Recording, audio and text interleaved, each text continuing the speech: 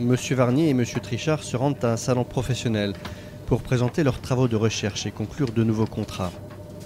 Tous deux dirigent une société de fabrication de pièces détachées en électroménager. Ils se connaissent de vue parce qu'ils travaillent dans le même secteur d'activité.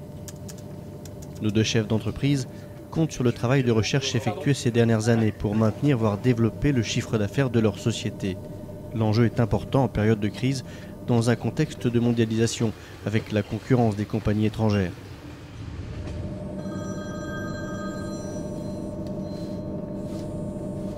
Oui, allô?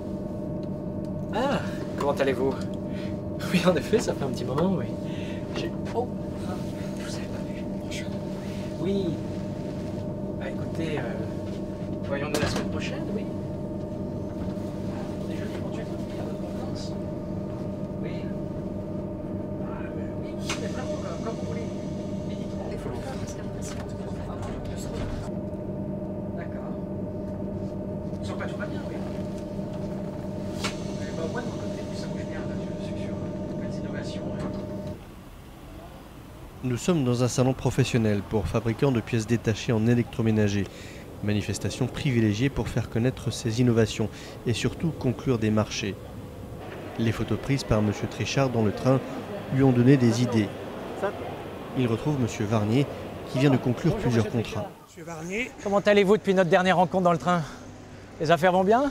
Ça va, ça va. Et vous? Oh, très bien, je suis vraiment satisfait. Écoutez, c'est la première fois que je participe à ce salon et croyez-moi, je reviendrai. Ah bon? Attendez, j'ai tout de même conclu 6 contrats et je suis encore en négociation avec 3 dirigeants de très grandes sociétés. Alors, Vraiment? Vous avez trouvé une idée révolutionnaire, monsieur Varnier? révolutionnaire, je ne dirais pas, mais en tout cas qui marche. Écoutez, j'ai inventé un matériau qui non seulement a des qualités exceptionnelles, mais qui en plus permet de réduire considérablement les coûts de production. Alors, mais tenez, regardez plutôt mon dossier de présentation. Oui.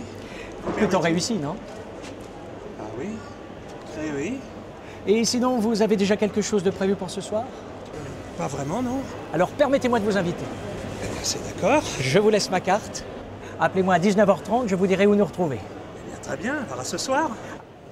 À ce soir. Merci, monsieur Trichard. Monsieur Varnier est au téléphone avec un client potentiel rencontré au salon. Comment ça, j'ai volé l'innovation d'un de mes concurrents? Mais non, c'est faux. J'ai passé 3 années à mettre ce produit au point, même que ça m'a coûté une petite fortune. Je ne comprends pas que vous puissiez affirmer une chose pareille. Comment? Vous avez conclu avec monsieur Trichard? Mais non, c'est pas possible! Mais enfin, c'est une histoire de fou! En réalité, M. Trichard, grâce à l'adresse électronique mentionnée sur la carte de visite de M. Varnier, a envoyé à ce dernier un email afin de le remercier pour son invitation à dîner. En pièce jointe, un logiciel espion. Avec ce que l'on appelle un cheval de Troie, il a récupéré toutes les données relatives à l'innovation de M. Varnier, que celui-ci n'a pas pensé à protéger par un brevet. Jackpot! M. Trichard a ensuite lui-même déposé un brevet à l'Institut national de la propriété industrielle.